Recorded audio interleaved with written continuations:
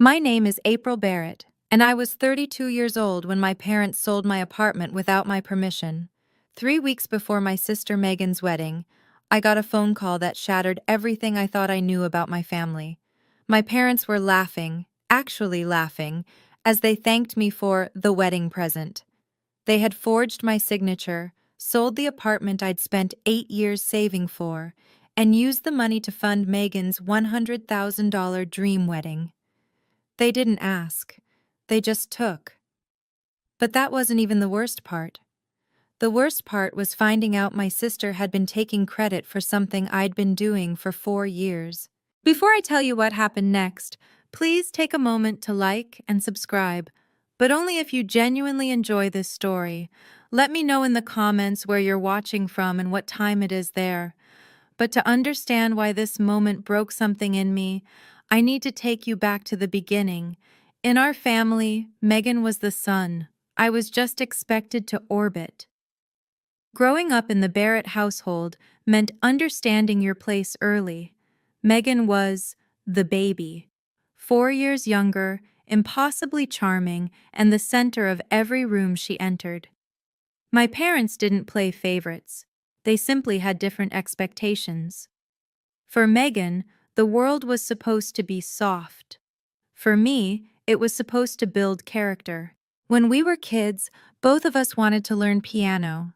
I was 10, Megan was 6. My mother signed Megan up for private lessons with Mrs. Henderson down the street, $40 a week every Saturday morning. "What about me?" I asked. My mother barely looked up from the checkbook. "April, you're old enough to teach yourself. There are tutorials on YouTube." I remember standing in the doorway watching Megan skip out to her first lesson with a new music book clutched to her chest. I taught myself chopsticks on our old keyboard. Nobody noticed.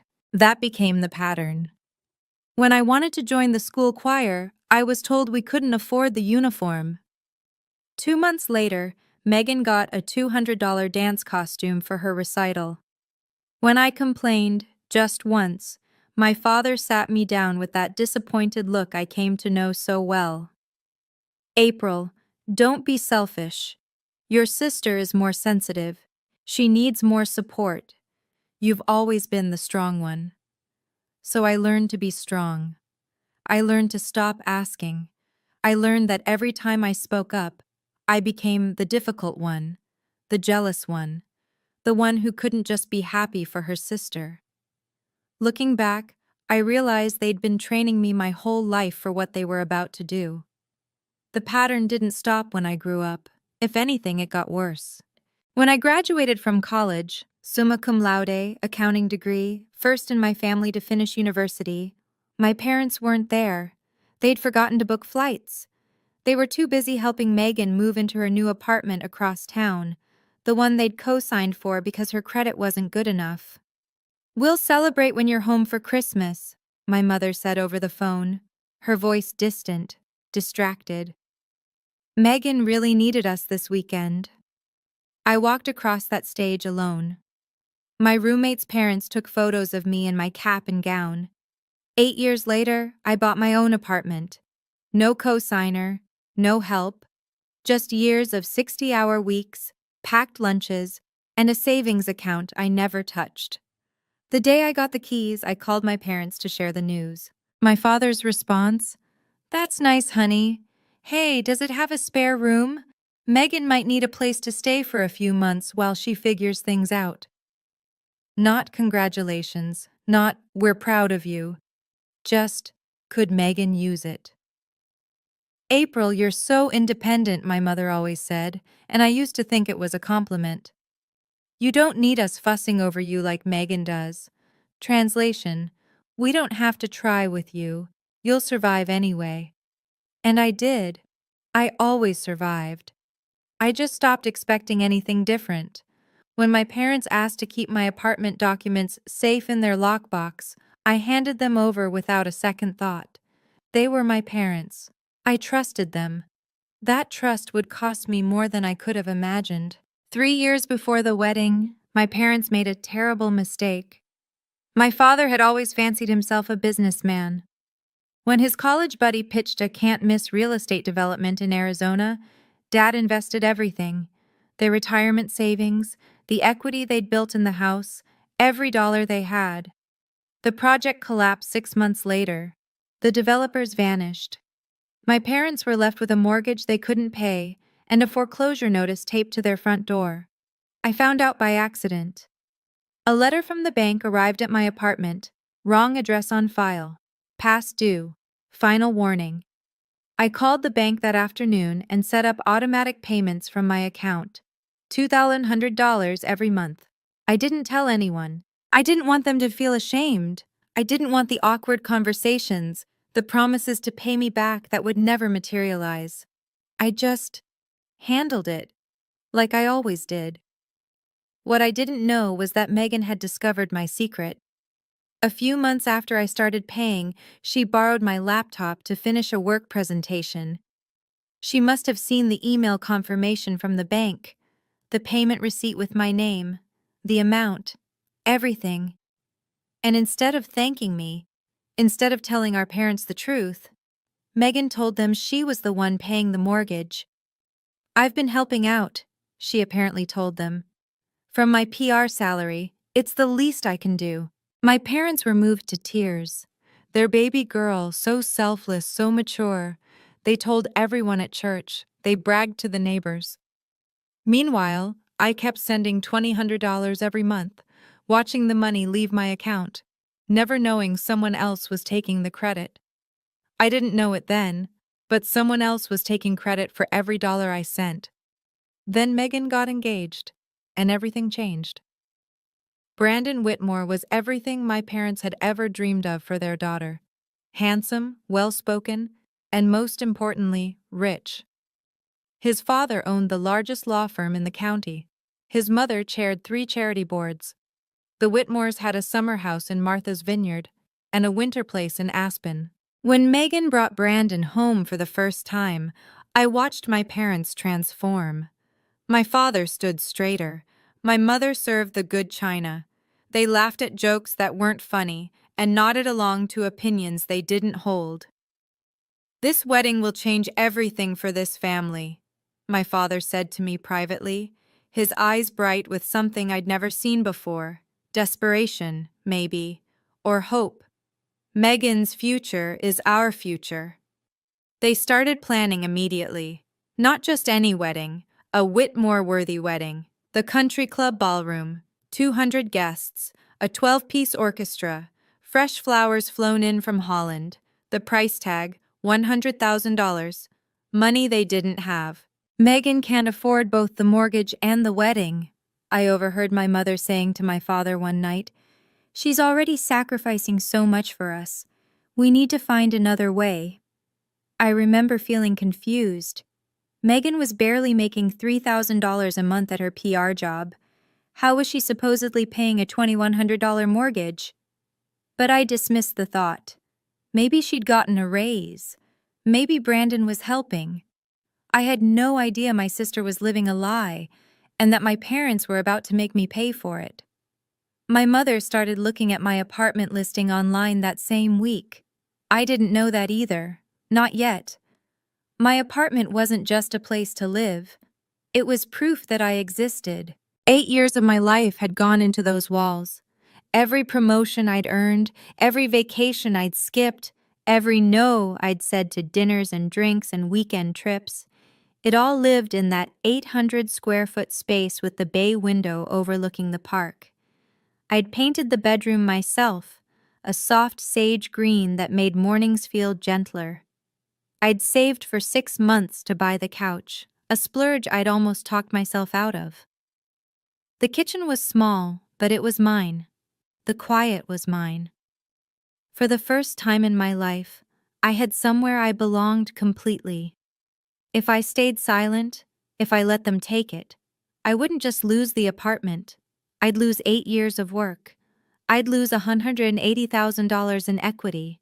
I'd lose the only proof that April Barrett was more than a supporting character in someone else's story. And Megan would keep taking credit for my sacrifice. My parents would keep believing she was the good daughter. I'd keep paying their mortgage while they bragged about her generosity. Something shifted in me that night. They never asked my opinion because they didn't think I'd say no. They'd spent 32 years training me to accept, to adapt, to make room. And I had. God, I had. But this wasn't about being the bigger person anymore. This was about being a person at all. Being the quiet one doesn't mean you have to be the invisible one. That night, I made a decision. For the first time in my life, I was going to fight back, and I was going to expose everything. The call came on a Tuesday afternoon. I was at my desk, reviewing quarterly reports, when my mother's name flashed on my phone. "Honey!" She was laughing. I could hear my father in the background, chuckling along. "We just wanted to thank you for the wedding present." I set down my pen. "What present?" "Your apartment, sweetheart. We sold it.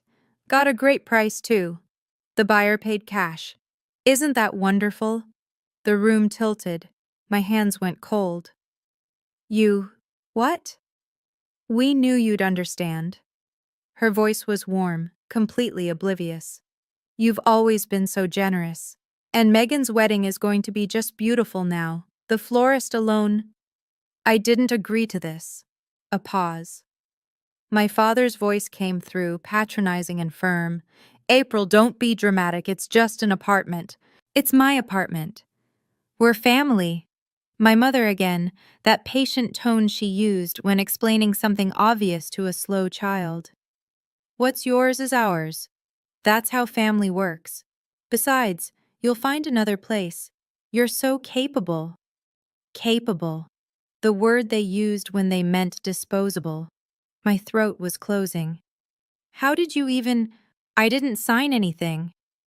Silence. Then my father cleared his throat. "We handled the paperwork. You'd given us the documents years ago, remember? We just facilitated things." Facilitated. They'd forged my signature. They'd committed fraud, and they were laughing about it. "The closing is next week," my mother added brightly. "We really appreciate you, honey. We always knew we could count on you." I hung up without saying goodbye. They were still laughing when the line went dead. They had no idea what they'd just done. But I was about to find out exactly how deep this went. Claire Donovan had been my best friend since our first week of college. She was also one of the sharpest real estate attorneys in the city. "They did what?" Her voice went flat when I told her. "Sold my apartment. Forged my signature. They think it's done. Give me an hour." 47 minutes later, Claire called back. "The transaction isn't finalized. They signed a purchase agreement, but the closing hasn't happened yet. The title company flagged some inconsistencies with the signature. It doesn't match your records on file." Relief flooded through me, followed immediately by rage. "So it's not legal?" "It's fraud, April. You could press charges." I sat with that for a moment. Criminal charges. Against my own parents. "There's something else I need to understand," Claire said carefully. "I've been trying to piece together your family's finances. Your mom mentioned to someone at the grocery store that Megan's been paying their mortgage for years. She was bragging about it." My blood turned to ice. "What did you say?" "She said Megan's been covering the mortgage, has been for a while now. Called her the selfless one." My hands started to shake. "That's not possible. I've been paying that mortgage for 4 years. Every statement comes from my account. Every receipt has my name." A long pause. "April, are you sure?" "I have every bank statement, every confirmation email. It's my account number, Claire. My routing number, my name." Another pause, heavier this time. "Then Megan's been lying to them. She's been taking credit for your money." The room spun. My sister hadn't just stayed silent. She'd actively claimed my sacrifice as her own, for 4 years. "I need to see everything," I said quietly. "Every record. And I need to know exactly what my sister told them." I drove to my parents' house that evening. No warning, no plan, just a need to look them in the eyes. My mother opened the door with a smile. April, what a nice surprise. We were just talking about the seating chart. I stepped inside. My father was at the kitchen table, papers spread everywhere, wedding invoices. Why didn't you ask me? My voice was calm. I'd practiced calm. My mother's smile flickered. Ask you what, honey? About my apartment. About selling something that belongs to me. My father waved his hand dismissively. We've been over this, April. It's done. The wedding is in 3 weeks. Let's not make this difficult. I sat down across from him. By the way, I said, keeping my tone conversational, how has Megan been managing to pay your mortgage all these years? On her salary. My mother's face lit up. She's been wonderful. $2,100 every month, like clockwork.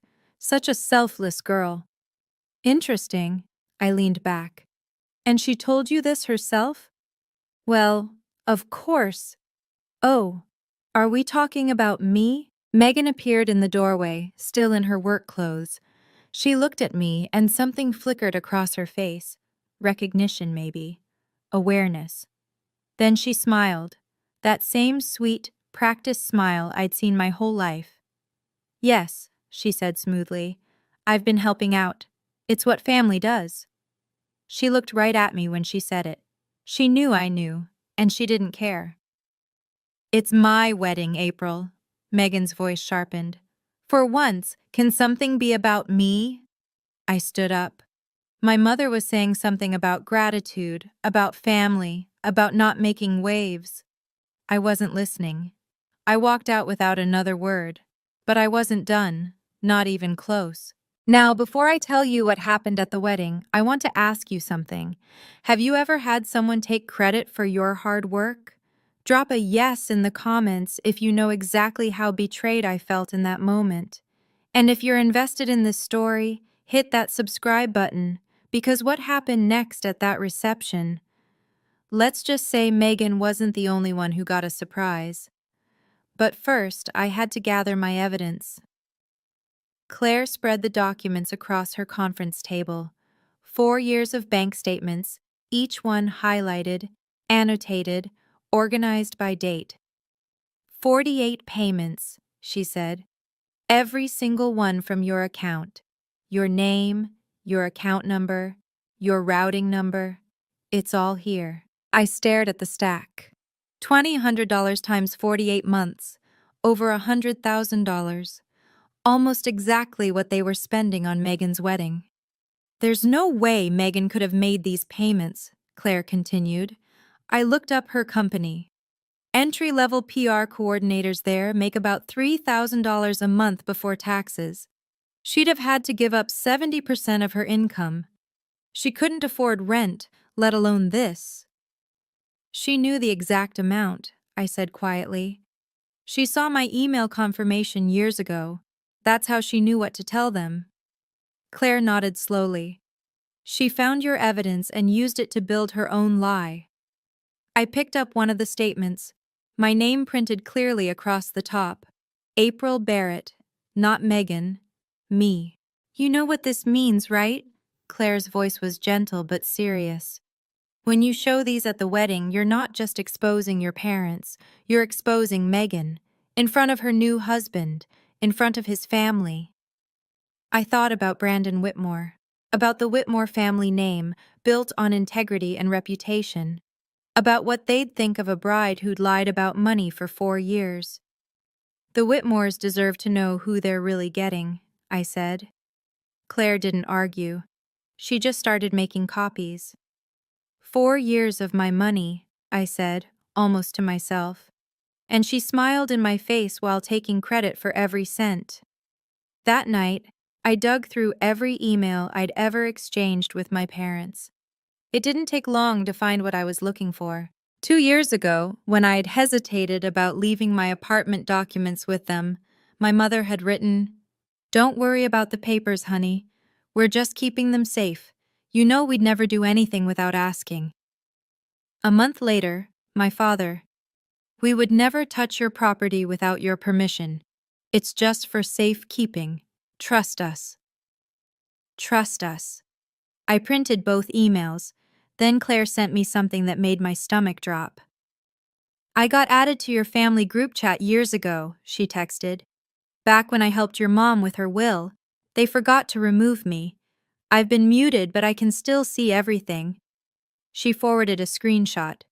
The message was from Megan, dated 3 weeks earlier, right after my parents decided to sell my apartment. Don't worry about April's apartment. She won't make a fuss. She never does.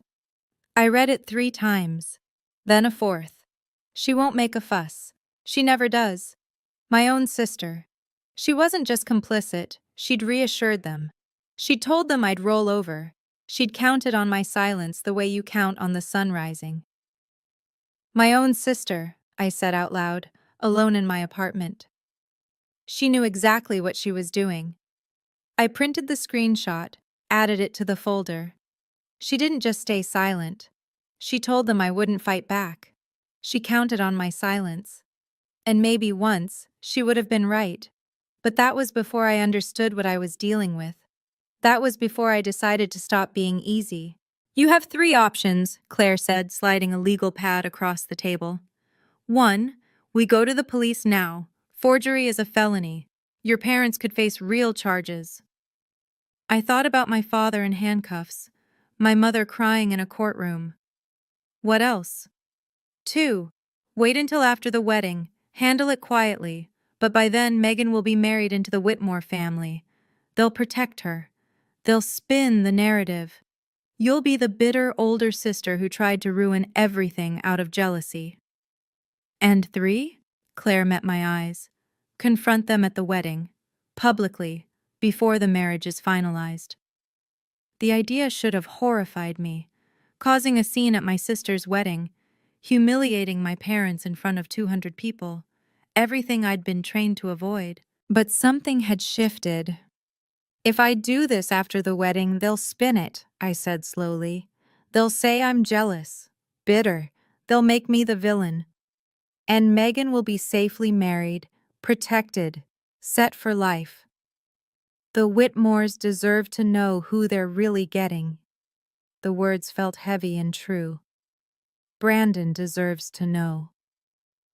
That evening, I called Mr. Peterson, the buyer who'd put an offer on my apartment. I explained the situation, the forged signature, the fraud, the fact that I'd never consented to any sale. He was silent for a long moment. Then, I'll call my lawyer. 2 days later, he withdrew from the sale entirely. The deposit was returned. The transaction was void. My parents didn't know yet. They were still planning the wedding of the century with money that wasn't coming. The wedding was in 10 days, and I had just set something in motion that would expose everything. I'm not trying to destroy them, I told Claire, but they need to face what they did. All of them. The morning of the wedding, I woke up in my apartment.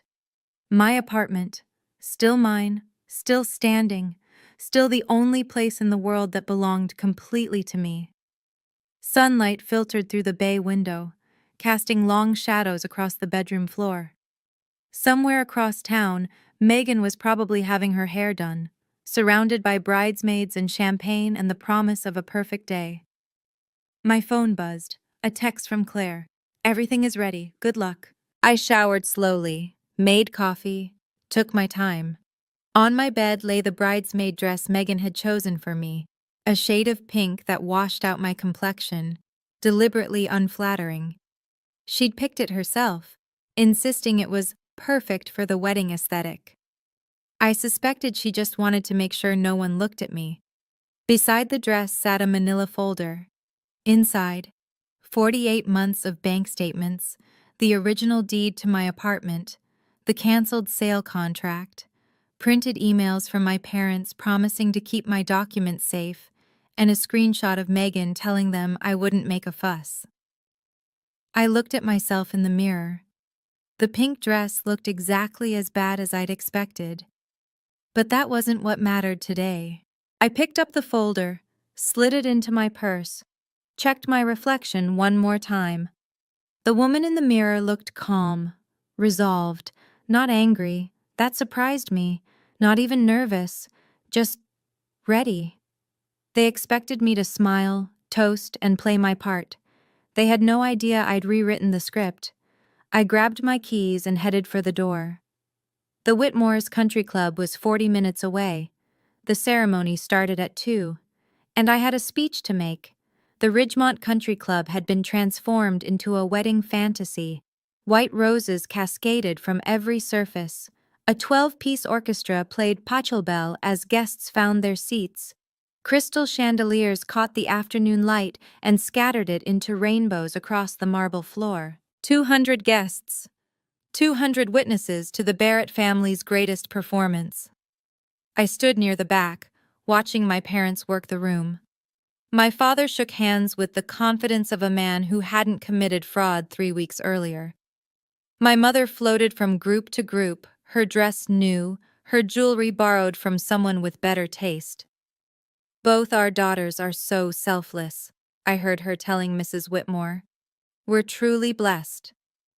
Mrs. Whitmore smiled politely.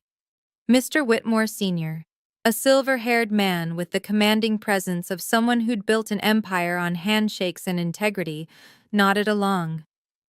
"Megan has been supporting us financially for years," my mother continued, her voice carrying across the crowd. "She's such a devoted daughter." My hand tightened around my purse strap. The folder pressed against my hip. Across the room, Megan caught my eye. She was radiant in white silk and imported lace, every inch the blushing bride. She smiled at me, that same sweet smile, practiced and perfect, and gave a little wave. No guilt, no hesitation, just the serene confidence of someone who'd never faced a consequence in her life. She expected me to wave back, to smile, to play my part. I watched my parents telling another guest that my apartment was a generous gift from our oldest, taking credit for my sacrifice. Again. The ceremony was beautiful. The vows were touching. Megan cried at all the right moments, and I waited. The reception began at 6. 200 guests settled into their seats around tables draped in white linen and adorned with centerpieces that had probably cost more than my monthly salary. I sat at the family table, the folder resting in my lap beneath the tablecloth. My parents beamed. Megan glowed. Brandon held his new wife's hand and looked at her like she was made of starlight. Then my father stood up, champagne glass in hand, and the room fell silent. "Family," he began, his voice carrying across the ballroom. "That's what today is about. Sacrifice. Coming together. Everyone doing their part." I felt my jaw tighten. "I want to take a moment to thank the people who made this day possible." He paused for effect. "First, to my daughter Megan, who has been supporting this family financially for years. Her generosity and selflessness have kept us afloat through difficult times." Megan ducked her head modestly. The crowd murmured approval. "And to April." My father found me in the crowd, his smile wide and warm. "Who gave the most generous wedding gift, her apartment, so that her sister could have the wedding of her dreams." Applause. 200 pairs of eyes turned toward me, expectant, waiting for the grateful smile, the humble wave. Megan stood up from her seat and gave a little bow, accepting applause for sacrifices she'd never made. I felt every gaze like a weight pressing down on me. "Let's raise a glass to our daughters," my father concluded. "The best children parents could ask for." Glasses rose, people drank, Megan basked, and I stood up, not to smile, not to nod, but to speak. "Dad?" My voice was steady, calm. "Would you mind if I said a few words?" My father's smile wavered for just a moment, surprise maybe, or the first flicker of concern. But 200 people were watching, and Richard Barrett had never met a spotlight he didn't love.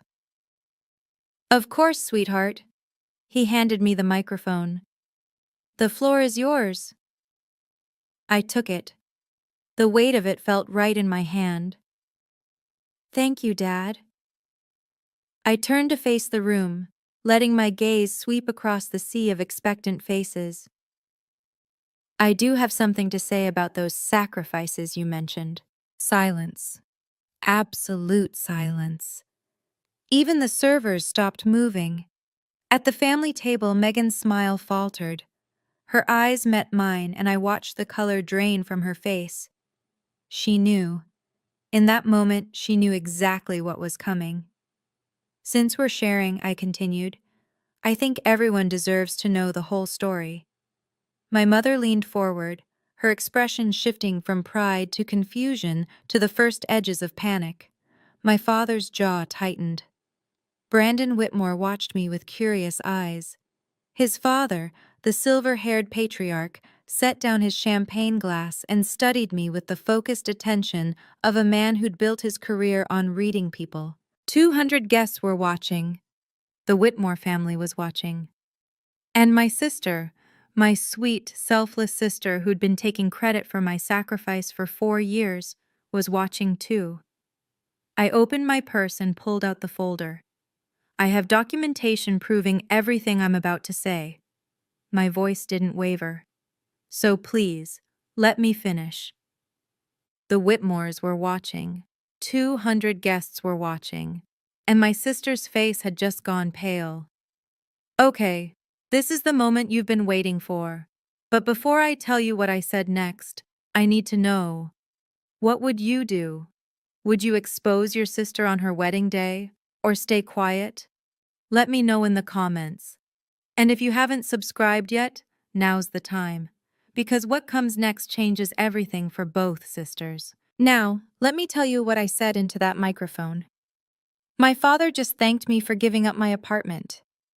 I kept my voice measured, professional. I want to clarify something. The room was absolutely still. I could hear the faint hum of the air conditioning, the distant clink of ice in someone's glass. I didn't give it. I paused. Let the words land. I didn't sell it. I didn't even know about it until 3 weeks ago. Gasps rippled through the crowd. Mrs. Chen, Mrs. Smith from my parents' church group, covered her mouth. One of the Whitmore cousins leaned forward in his seat. My parents sold my apartment without my knowledge or consent. I held up the folder. They forged my signature on the sale documents. April, what are you? My father's voice was sharp, warning. I'm not done, Dad. My mother's face had gone white. She was gripping the edge of the table like it was the only thing keeping her upright. Mr. Whitmore Sr. set down his champagne glass with a quiet click. His expression had shifted from curiosity to something harder, something colder. I have the original deed here. I pulled it from the folder, held it up so the room could see. My name, April Barrett, sole owner. I bought this apartment with 8 years of savings. I never authorized any sale. Whispers now, spreading through the crowd like ripples in water. Brandon Whitmore was staring at his new in-laws with an expression I couldn't quite read. His father's jaw was set. I have documentation proving everything I'm about to say, I repeated, so please let me finish. My mother opened her mouth to explain, to deflect, to somehow spin this, but no words came out. I wasn't done, not even close. The good news, for me, is that the sale was never legal. I pulled another document from the folder. A sale without the owner's genuine signature is void. That's basic property law. My father's face had gone from angry to ashen. I contacted the buyer, Mr. Peterson, last week. I explained the situation. He withdrew from the sale immediately. I held up the termination letter. The deposit has already been returned to him. The transaction is canceled. That's... My mother's voice cracked. That's not possible. The money you were counting on? I met her eyes. It's not coming. Megan grabbed Brandon's arm. Wait, what does this mean for... It means the apartment is still mine. I turned to look directly at my sister. It was always mine, and you knew that. Brandon pulled his arm away, just slightly, just enough to notice. The canceled sale contract. I held up another document.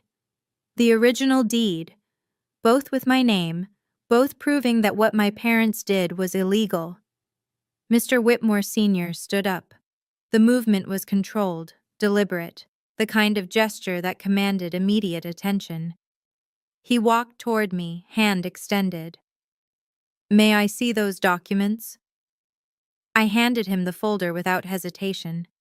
His eyes scanned the pages, the deed, the contract, the signatures.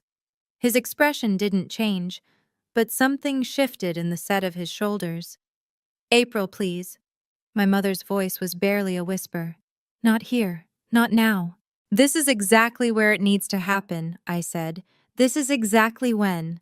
Because there was more, and everyone in that room was about to find out exactly how deep the lies went. But that's not all. I turned back to face the room. "There's something else you should know." The silence was absolute. 200 people, barely breathing. My father thanked Megan for supporting the family financially, for paying their mortgage for years. I looked directly at my sister. "Isn't that right, Megan?" Megan's face was frozen, pure terror in her eyes. "Here's the truth." I reached for the stack of bank statements Mr. Whitmore Sr. was still holding. "For the past 4 years, I've been paying our parents' mortgage every month, $2,100. My father staggered. "What?" "Every payment." I held up the statements. "From my account, with my name, for 4 years. The documents passed from hand to hand. April Barrett printed across the top of every page, account numbers, routing numbers, 48 consecutive payments. I turned to face my sister directly. "You saw my email confirmation years ago, Megan. You knew it was me, and you told them it was you." Megan's voice cracked. "I can explain. You took credit for $100,000 of my sacrifice." My voice was steady, calm, final. "Every time Mom praised you, every time Dad thanked you, every time you smiled and said, 'You're welcome,' that was my money, my sacrifice, and you stole it." Brandon Whitmore stood up slowly. He was staring at his new wife like he'd never seen her before.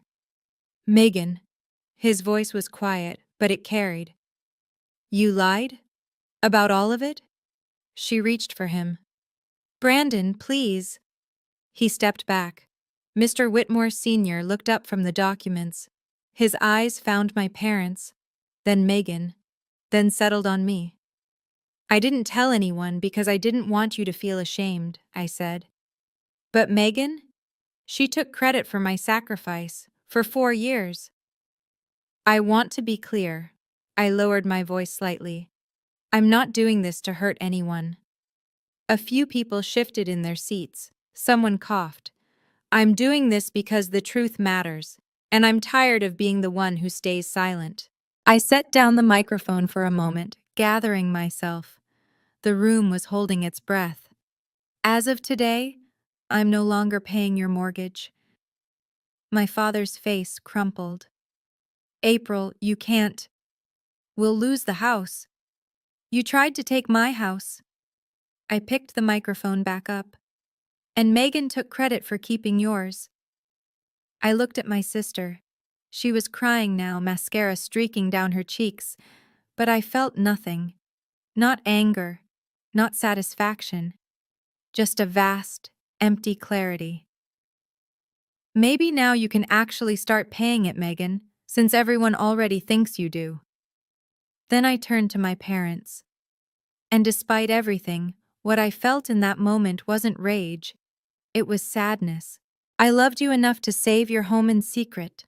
4 years, over $100,000. I never asked for thanks. I never even told you. My voice cracked just slightly. Neither of you loved me enough to ask before taking mine. I set down the microphone. The click of it against the table echoed through the silent ballroom. I picked up my purse, lighter now, without the folder, and turned to leave. From across the room, I heard Claire's voice, quiet but clear. That's my girl. Someone else might have stayed to watch the fallout, to see the tears and accusations and desperate explanations. But I was done. I'd said what I came to say. Now it was time to go. The silence lasted exactly 4 seconds after I set down the microphone. Then the room erupted. Whispers became murmurs, became open conversations. Guests leaned across tables, trading shocked glances. Someone's phone was already out recording. The Whitmore cousins were huddled together, expressions ranging from horrified to grimly satisfied. Is it true? Brandon's voice cut through the noise. He was standing now, facing Megan. Did you lie to me too? I didn't. Megan's voice broke. It's not. I was going to tell you. 4 years. Brandon's voice was flat. You lied about money for 4 years. To your own parents. To me. Mr. Whitmore Sr. approached my father. The two men were roughly the same age, but the difference in their bearing was stark. My father looked shrunken, diminished. Mr. Whitmore looked like a man about to deliver a verdict. You told us your family was honest, Richard. His voice was quiet but carried. You told us Megan was trustworthy. It's a misunderstanding, my father started. There's nothing to misunderstand. Mrs. Whitmore had risen too, her face cold. She lied about money for 4 years. That's not a misunderstanding, that's a pattern. Megan pushed through the crowd and grabbed my arm. April, wait, you ruined my wedding. I stopped, looked at her. No, Megan. My voice was calm. You ruined it yourself, the day you decided to lie. I watched her face crumble, not with remorse, but with the shocked disbelief of someone who'd never been told no in her life. Behind us, guests were starting to gather their things. Brandon was walking toward the exit, not following Megan, going the other direction entirely. I turned and kept walking. Megan caught up to me in the hallway, heels clicking frantically on the marble floor. How could you do this to me? She was crying, really crying now, her makeup ruined, her voice raw. On my wedding day? I stopped, turned to face her. You knew what you were doing every single day for 4 years. I was trying to help. Every time Mom praised you. I cut her off, voice steady. Every time Dad thanked you. You smiled and said, "You're welcome." I was going to tell them. That wasn't a mistake, Megan. That was a choice. Over and over. Every month for 4 years, you had a chance to tell the truth. You didn't. My mother appeared behind Megan, breathless. April, please. We can talk about this. We should have talked 4 years ago. I met her eyes. Or 3 weeks ago, when you decided to sell my home without asking. Now it's too late. My mother's face crumpled. For a moment, just a moment, I felt something stir. Guilt, maybe, or the old habit of making things easier for everyone else. Then I remembered the phone call, the laughter, the assumption that I would simply accept. Goodbye, Mom. I walked through the country club's grand entrance, past the valets and the confused guests filtering out behind me. The evening air was cool against my skin. Claire was waiting by her car. How do you feel? She asked quietly. I thought about it, really thought. Like I just told the truth for the first time in my life. I took a deep breath of the autumn air. And it didn't kill me. She opened the passenger door for me. Let's get out of here. We ended up at a cafe 3 miles from the country club, far enough that we wouldn't run into any straggling wedding guests, close enough that my hands had stopped shaking by the time we arrived. Claire ordered us both coffee. Black, no sugar, the kind of coffee you drink when you need to stay sharp. You could press charges, she said, stirring her cup. Forgery is a felony in this state. Your parents could face real consequences. I wrapped my hands around my mug, feeling its warmth. I know. The evidence is solid. The bank statements, the forged signature, the emails where they promised to keep your documents safe. Any prosecutor would love this case. I watched the steam rise from my coffee. Outside, the sun was setting, painting the sky in shades of orange and pink. No. The word came out more certain than I expected. I don't want them in prison. I just wanted them to face what they did. Claire nodded slowly. And Megan? That's between her and Brandon now. I took a sip. The coffee was bitter, but I didn't mind. And between her and her conscience, if she has one. My phone buzzed, then buzzed again, and again. I pulled it out. 23 missed calls from Mom, 15 from Dad, 8 from Megan. A dozen text messages, each more frantic than the last. I turned the phone to silent and set it face down on the table. I'm done being the one who always picks up when they call, I said. Claire raised her coffee cup. To new beginnings.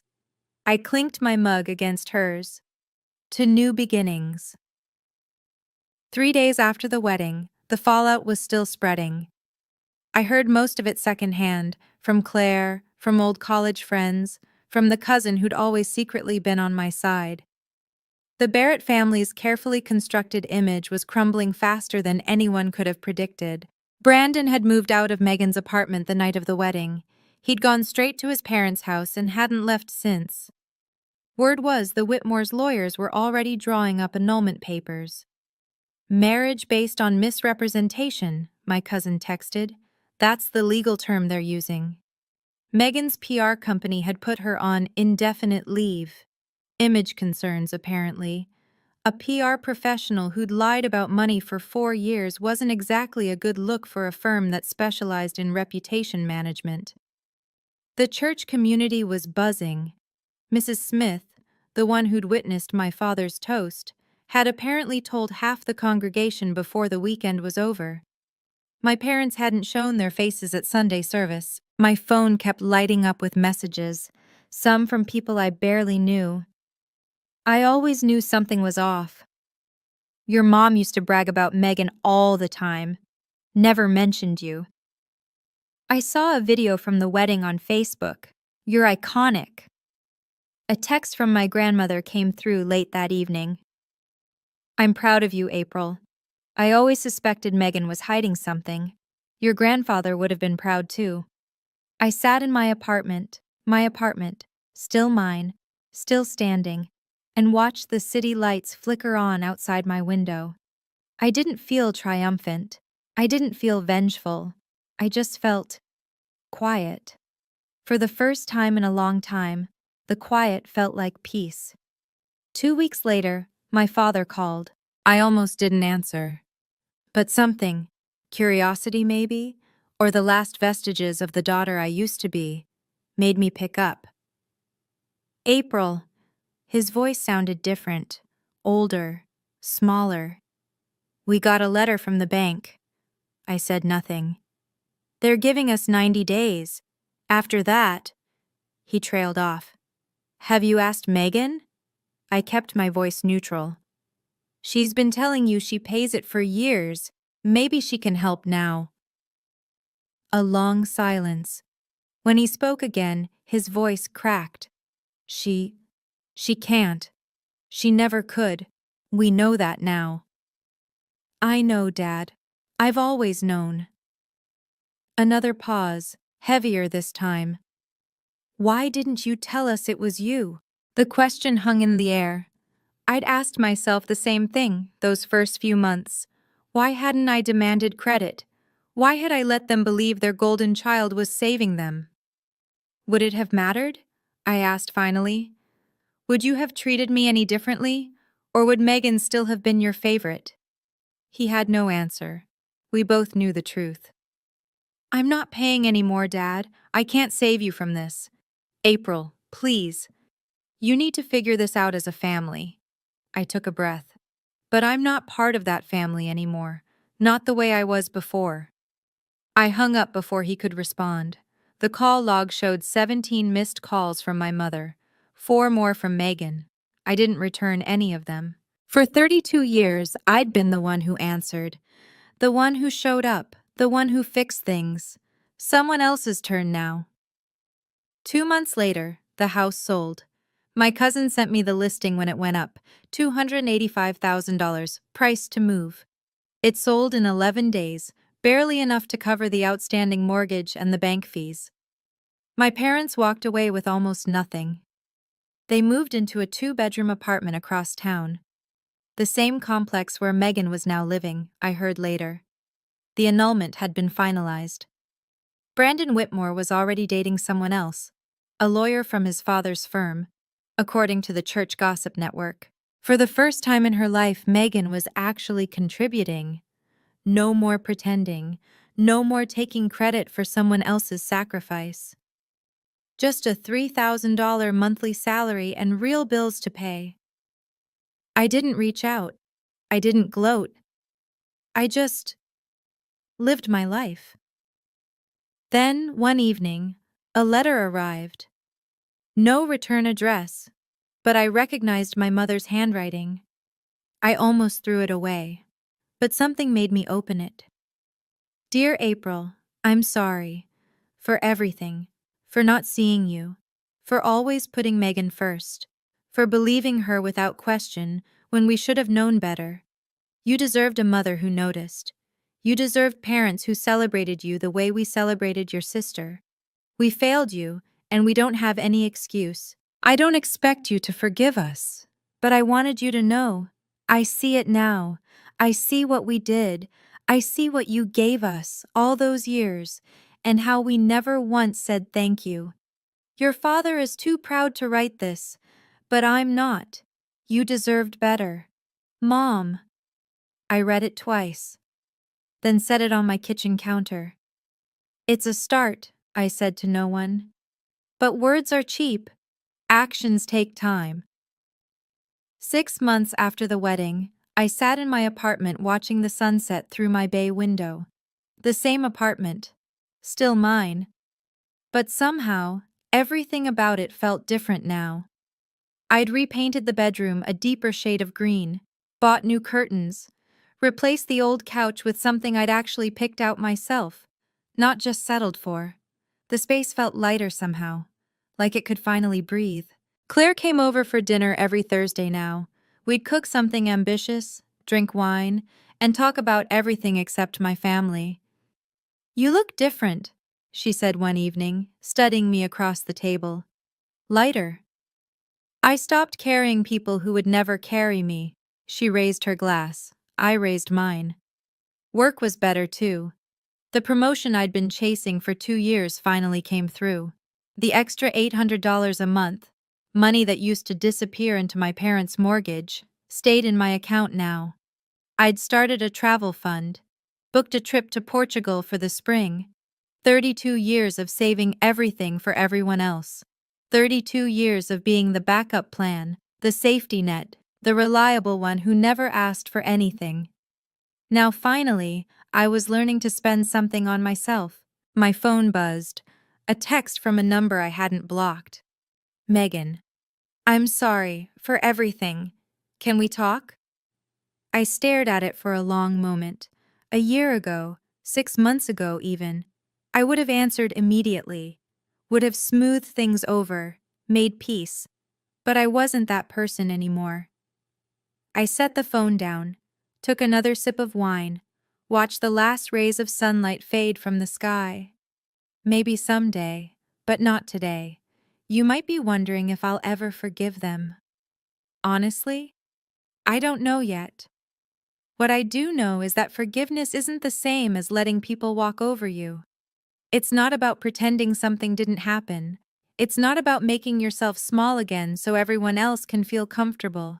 Being the quiet one, the peacekeeper, the one who always gives, that's not a virtue if it comes at the cost of your self-respect. I learned that the hard way, over 32 years of being taken for granted.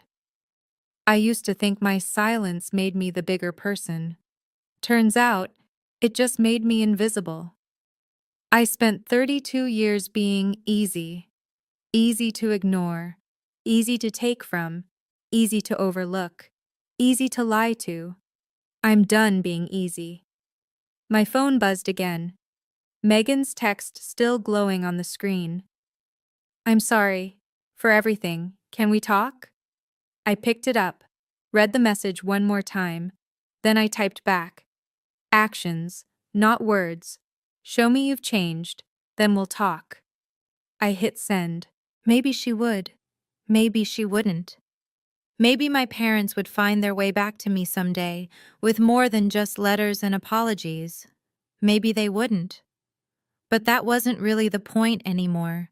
The point was that I'd finally stopped waiting for them to see me.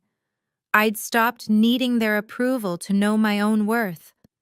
Family isn't about blood, it's about respect. And respect goes both ways, or it goes nowhere. I looked around my apartment, still mine, always mine, and smiled. For the first time in my life, I didn't need anyone's permission to be enough. I already was. And that's my story.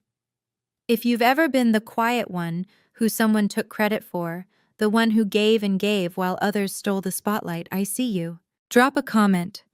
What's your boundary now? What line won't you let anyone cross? If this story hit home, subscribe and check out another story in the description. Thank you for being here with me.